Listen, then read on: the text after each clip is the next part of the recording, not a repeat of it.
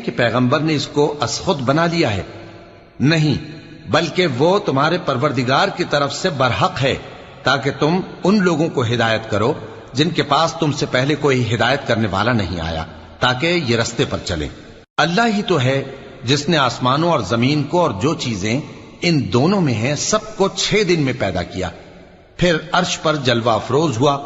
اس کے سوا تمہارا نہ کوئی دوست ہے اور نہ سفارش کرنے والا، کیا تم نصیحت حاصل نہیں کرتے؟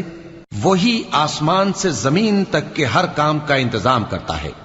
پھر ہر کام ایک روز جس کی مقدار تمہارے شمار کے مطابق 1000 برس ہوگی اس کی طرف رجوع کرے گا۔ اسی شان کا ہے وہ خالق جو پوشیدہ اور ظاہر کا جاننے والا ہے، غالب ہے، بڑا مہربان ہے۔